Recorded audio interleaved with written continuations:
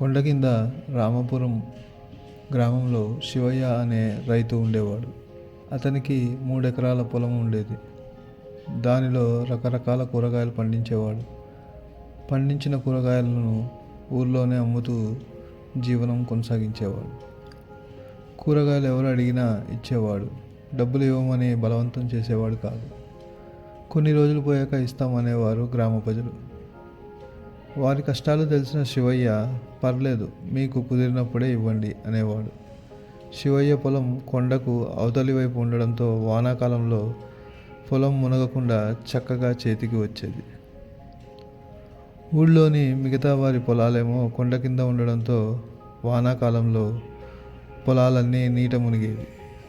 దాంతో వాళ్ళు నష్టపోయి డబ్బుకు కటకటగా ఉండేది. అందుకే శివయ్య తనకు తోచిన విధంగా కూరగాయలు ఇస్తూ చేతనైన సాయం చేసేవాడు.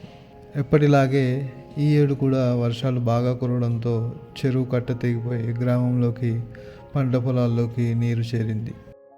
కష్టపడి సాగు చేసిన పంట చేతికొచ్చే సమయానికి నీళ్ల పాలవడంతో గ్రామస్తులంతా విచారంలో మునిగిపోయారు. రోజులు గడుస్తున్నాయి. గ్రామంలో ఎక్కడా సంతోషం కనబడడం లేదు. పంట చేలన్నీ మునిగిపోయాయి. ఇళ్లల్లో మురుగునీరు వచ్చి చేరింది. ఊరు సంతోషమే తన సంతోషం అనుకునే శివయ్య దిగాలుగా కూర్చున్నాడు. తండ్రి మనసు తెలిసిన 14 ఏళ్ల కొడుకు గణేష్ కూడా చాలా బాధపడ్డాడు. ప్రతి సంవత్సరం మా ఊరికి ఎందుకు ఇలా జరుగుతుంది, మా ఊరి వాళ్ళు ఎప్పుడూ బాధపడుతూ ఉండాల్సిందేనా అని ఆలోచించసాగాడు గణేష్. తళుక్కున తన సోషల్ స్టడీస్ ఉపాధ్యాయుడు చెప్పిన ఎత్తు పల్లాలు అనే పాఠం గుర్తుకొచ్చింది. వెంటనే తండ్రి దగ్గరకు వెళ్ళి, నాన్న, నీరు పల్లం వైపు పయనిస్తుంది కదా, మన ఊరేమో కొండ కింద ఉన్నది, అంటే కొండ మీది నీరంతా కిందున్న పొలాల్లోకి చేరుతుంది. ఇదే కదా మన సమస్య. వరదను అడ్డుకోవాలంటే ఎవరి పంట చేల్లో వారు ఆనకట్టలు వేసి నీరు నిల్వ ఉండే విధంగా చిన్న చిన్న గుంతలు తీస్తే సరి.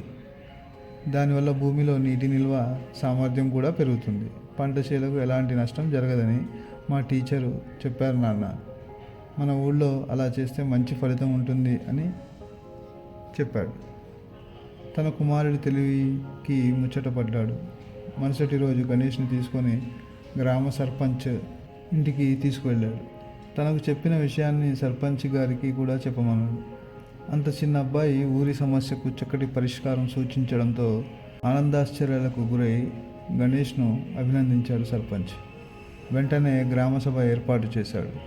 ప్రతి ఏడాది వర్షాల వల్ల మన పంట పొలాలన్నీ మునిగిపోయి నష్టం జరుగుతుంది. కాబట్టి వచ్చే ఏడాది ఇలా జరగకుండా ఉండాలంటే మనమంతా ఎవరి పొలాల్లో వాళ్ళం ఆనకట్టలు ఏర్పాటు చేసుకోవాలి.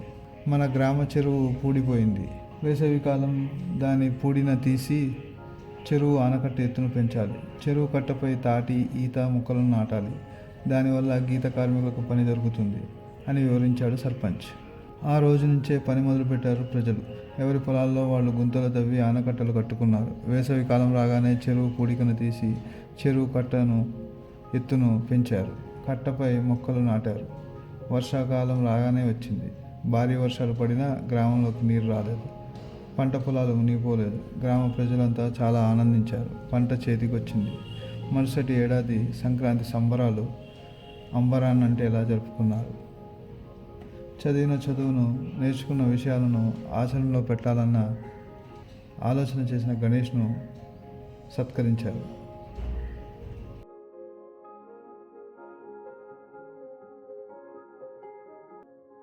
పోస్ట్ని లైక్, సబ్స్క్రైబ్ చేయండి. తిరిగి ఆసక్తికరమైన వీడియోతో కలుద్దాం. అప్పటి వరకు జై హింద్. సర్వే జన సుఖినో భవంతు.